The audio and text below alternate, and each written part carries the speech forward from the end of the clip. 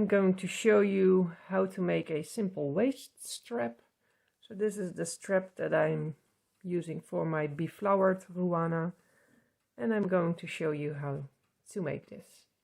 First, we are going to do the measurements.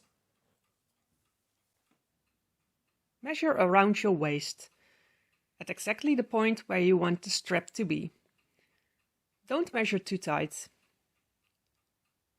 For me, it's about 80 centimeters. But when I add my strap, then you can see that it is much longer. So we will add at least 70 centimeters to your length. So in total for me 150 centimeters. Let's check. For me this is just fine. Check your gauge, minus 12 stitches and 10 centimeters. So now we are going to calculate the amount of chains that we need to start with. At first we are going to divide the 150 by 10, which is 15, which we will multiply with 12 stitches.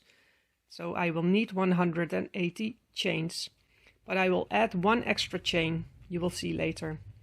So 181 chains is what I need to start my project. As you can see, I'm using two different colors for this one.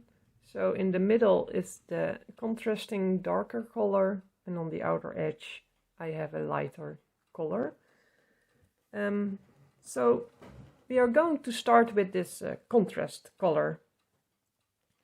And we just calculated the amount of chains that you need to make so that it will fit your waist.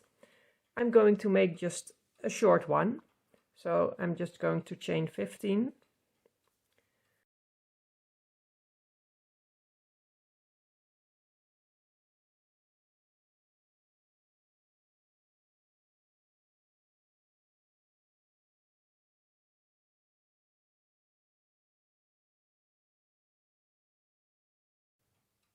So I want 15 stitches, so I also need to make one more, just like in your calculation. And now we are going to start. The first thing that we are going to do is take some stitch markers as well. I'm going to mark some stitches so that you can better see what I'm doing. What we are going to do is making slip stitches all the way to the end, but we are going to skip this first chain. So we are going to slip stitch in the second.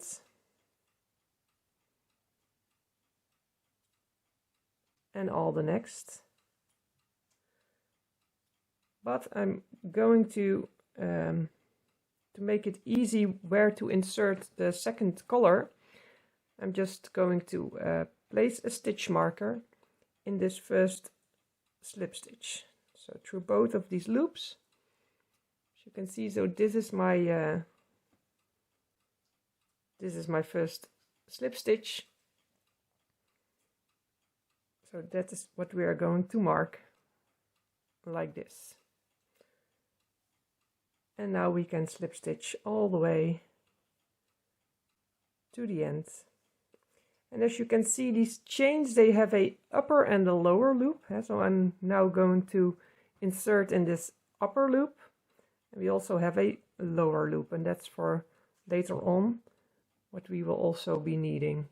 So here I'm going to insert in the upper loop, like here, upper loop, and this is the lower loop. So for the slip stitches we are inserting in this upper loop of the chains.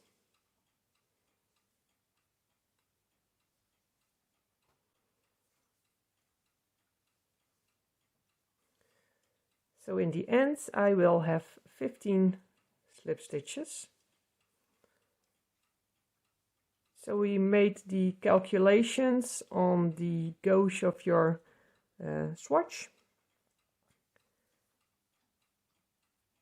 So make sure that these slip stitches are not too tight so that they are the same as your gauge measurements. I'm going to do one less, so because I want to mark another stitch. So this is my first chain that I made.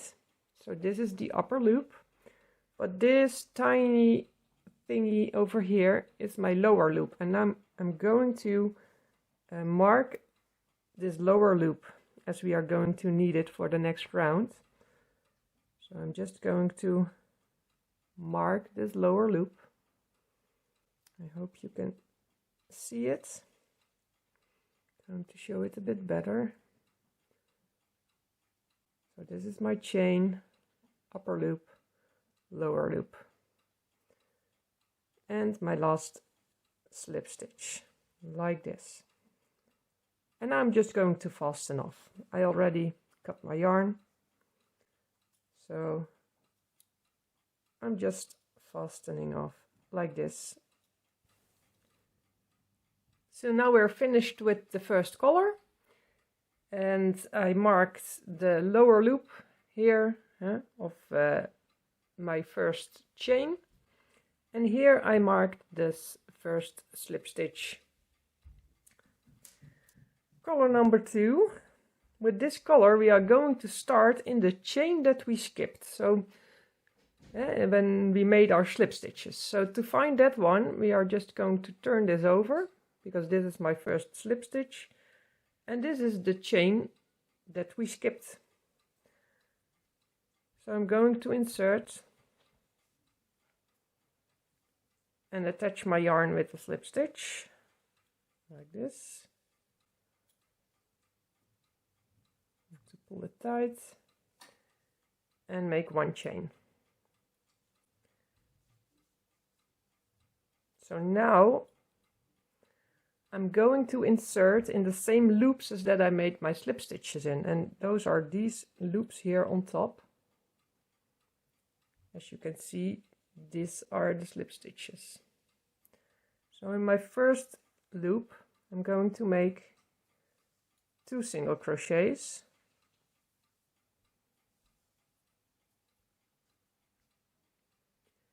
and in all the others I'm going to make 1 single crochet, except for the last.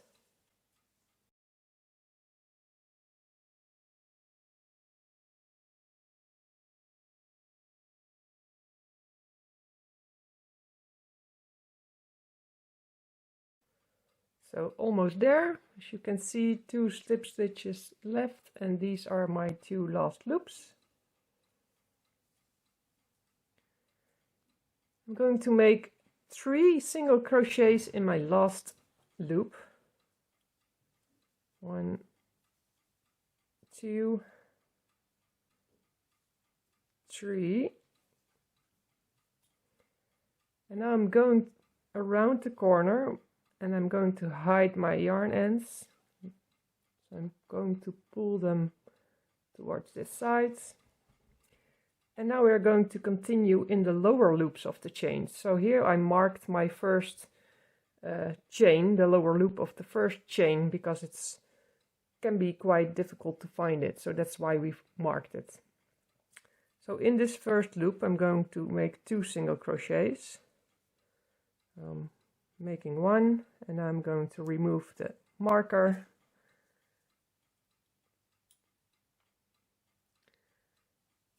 And the second single crochet, and now you can see still here are the slip stitches, and then you can see that these are the lower loops of the chains. So in there I'm going to make single crochets.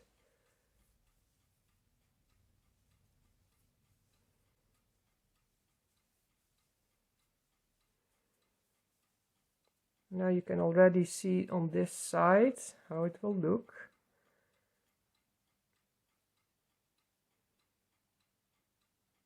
Like this. We're going to continue with the single crochets.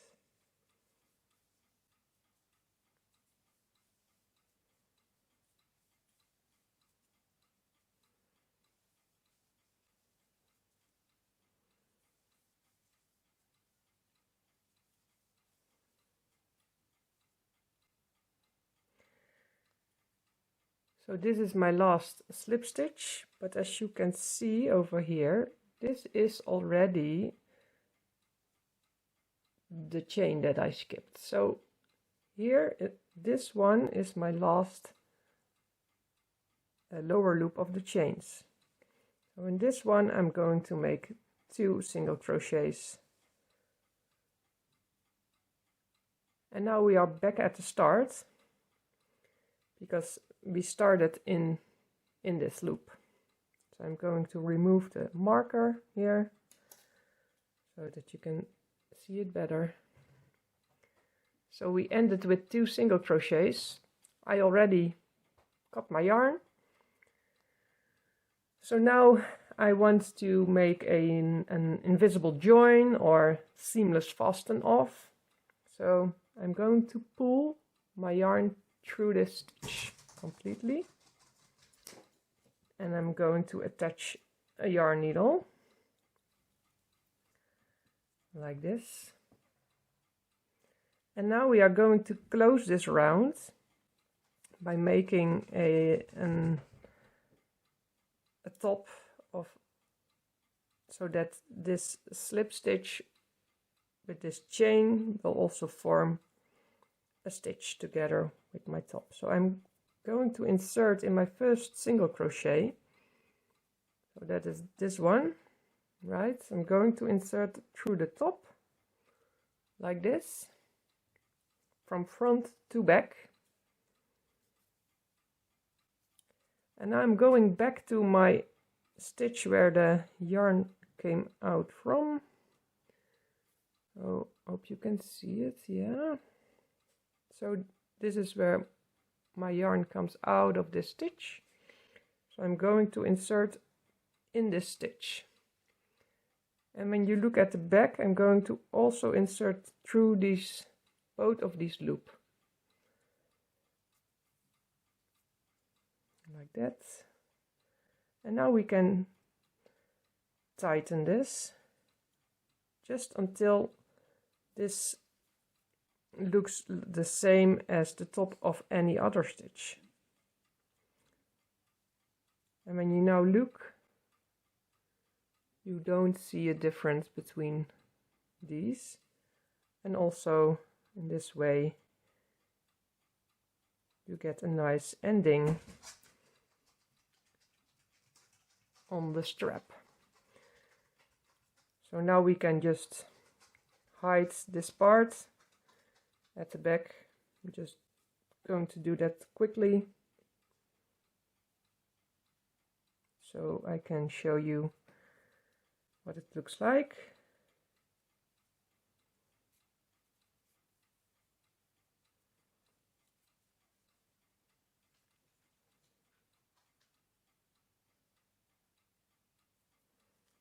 So, like this.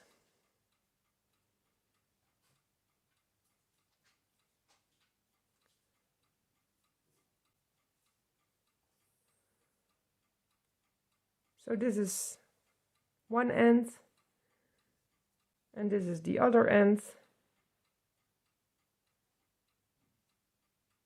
of the strap.